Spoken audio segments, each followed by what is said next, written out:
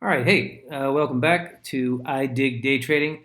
Today is, what's today? Today's August 4th. It's a Tuesday at about 2 o'clock in the afternoon. I want to talk a little bit about what happened here with ADT. And also, we're going to talk about OPTI. These are the two stocks I'm going to talk about today. ADT, I made a trade yesterday at close. If you watched the last video I did, I had some success with this one. A lot of people did who are following the news because they had this great news catalyst that they doing a partnership with Google. Google is going to invest about $500 million into this company, effectively owning 6.6% of it. It was very good news for this company. Pretty much a penny stock, a high penny stock, up in the near high tens or whatever. However, so I lucked out yesterday by buying into the open right about here at about, I think, $13.81. And then it spiked up to almost $17 or so. And almost it halted a ton of times. There was a ton of volume. Circuit breakers were snapping every moment, it seemed. It halted 4 or 5 times, actually. I got it on the way down, managed to get, I think I got 12% on it. So what I decided to do is I decided to wait and see what it was doing at the end of the day. By looking at the long-term chart, I mean, here we go. This is the end of the day. End of the day was right about here. Sorry, 4 o'clock in the afternoon. It closed at about 1340-ish. I bought it at 1362, and I watched it go through this shaded area right here is extended hours. It just kind of went sideways. Continued to have good news. Now, one thing I learned about this one is this is what they call, let me see if I can find a better chart I can pull up for you. It was a first green day candle type of thing, for lack of a better word, in a while, And so I made a good calculation, but also a miscalculation. This is a high float stock that trades on the New York Stock Exchange, and it was its first green day spike, which means on very good news, which means you would think this news would carry into the next day. That's why I bought at the end of the day yesterday in hopes that it will then spike in after hours or pre-market or today. And it didn't do any of that, but wasn't too bad. The thing I did learn is that it's better to buy at the end of the day on a first green candle day when it's an OTC, an over-the-counter, which is more of a sketchier exchange. It's usually where all the penny stock companies reside, and there's less regulations, there's less filings they have to do. Don't quote me on that. That's kind of my basic understanding of the difference between you have the NASDAQ and you have the Dow and you have the S&P and you have the New York Stock Exchange, and all these are very bona fide.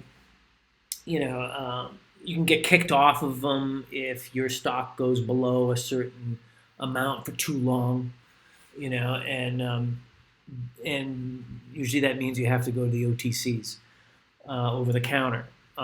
So doesn't mean that there's anything legal or shady in over the counter. It just means that there's just a lot more risk, and with a lot more risk comes a lot more opportunities for stocks to spike.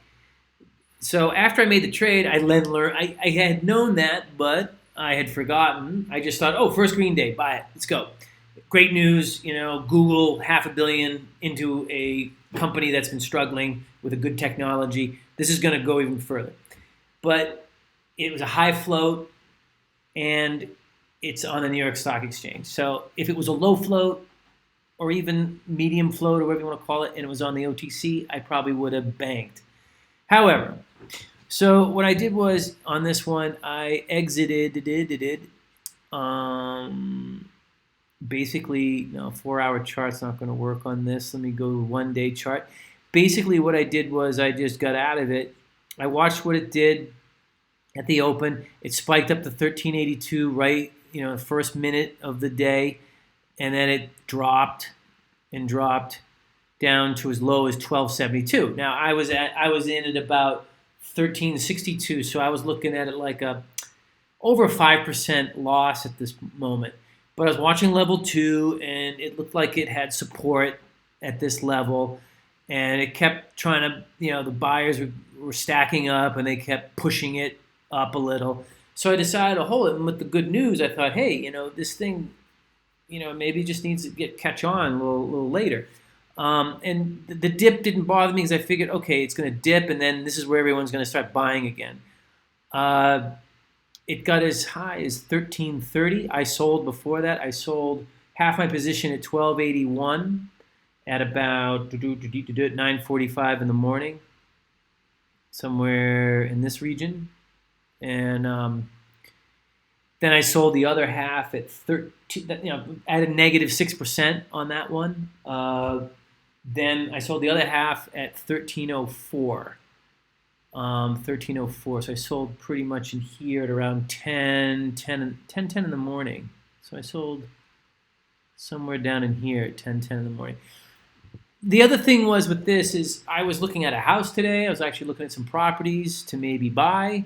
So this is one of my first times I tried to work with one of my strategies while with my iPhone, using the app and following it like that without having to watch level 2. So I guess I kind of lied a bit that I wasn't. Well, actually, no, I take that back. I came home. No, I'm sorry, I take that back. I was watching it on the road when it was in pre-market, because I was really curious to see what this thing would do in pre-market. I was hoping it was going to spike. It didn't. And I figured, okay. And my instinct was telling me, as we got to the 9 o'clock in the morning area, and it was trading at $13.20, I thought, this thing's not going to do anything. Maybe I should sell it now. And then this happened. It started spiking up into the open. So at about 9:20, at $12.90, well, even lower than that, well, no, I'm sorry, $13.15.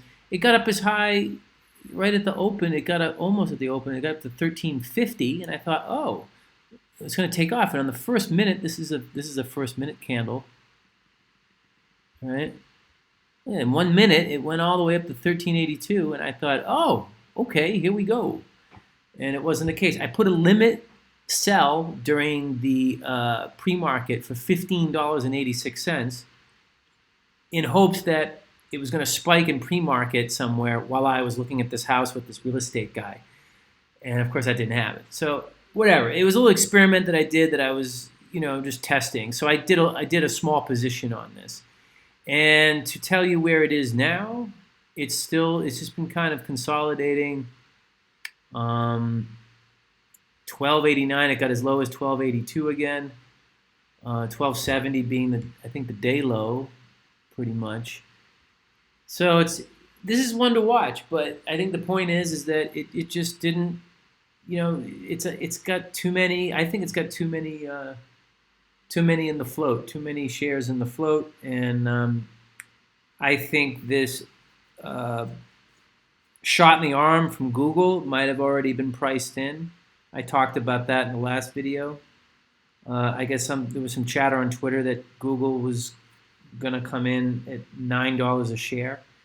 So that might be putting some, I don't know, I'm still learning, that might be putting a little bit of pressure on it. So that's ADT. OPTI. I was watching this yesterday, and this is one that you could have doubled your money on. I could have doubled my money on. It opened. Well, let's look at yesterday.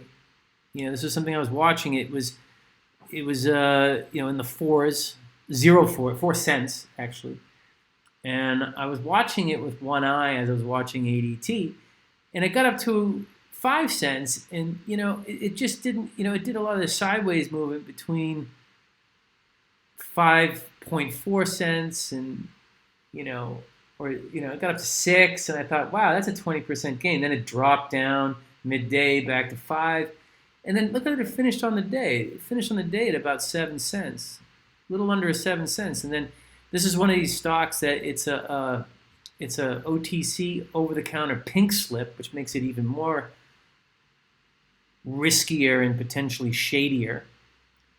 And so what that means is it doesn't trade in the pre-market. However, I don't know what these mean. These might be misprints, but the point is that look what it did today. So it closed at 7 cents yesterday. I'm sorry, I wanted a one-day chart. So it closed at 7 cents, already like, what is that? That's like 65% gain at the end of the day yesterday at the close. And then it opened at 7 cents, dipped down to 6 cents, bounced up to high 6, dipped again a little, and then it took off. It got up to almost 8 cents, dropped 7, and then it's all the way up to 9. Man, that's like almost, no, that is, that's more than double your money, more than 100% gain on that. Lesson with, and it's funny, it didn't have, it had good volume, but nothing like ADT had. But in my opinion, the difference with this one is that it had low float. It had a low float and a news article that was, all the news article was about its launch of this SafeScan contactless infrared temperature scanners with facial recognition and mass compliance features. And I read the article, and there's nothing in there about any deals with any companies. They're just saying they're currently targeting both U.S. and international markets, including school districts and church organizations and houses of worship, gymnasiums, shopping malls, retail stores, restaurants, and government agencies and military, like anybody who wants it. They're just excited about their product, that this is going to be a great thing to help people scan people for elevated temperatures and mass compliance, which is a little creepy. That means, okay, I understand you want to develop a technology that's going to scan your temperature to make sure that, okay, maybe you have a fever and you shouldn't enter the building. But they also want to do mass compliance, meaning they want to scan people's faces. The scanner recognizes individuals passing by the device with or without masks and or with an elevated body temperature, at which time will emit an audio alert and red flashing light. It's total big brother stuff, but unfortunately we're living in a world now where this is what's driving. There's a market for this, I guess is one way to put it. And as you can see, this stock went more than 100% based on just a press release about the excitement they have of their product, and they hope someone might buy it. So anyway, that's where that's at with those.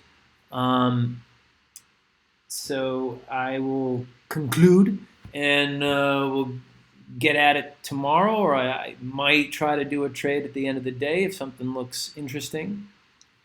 And I'll do another video and let you know about it. All right, take care.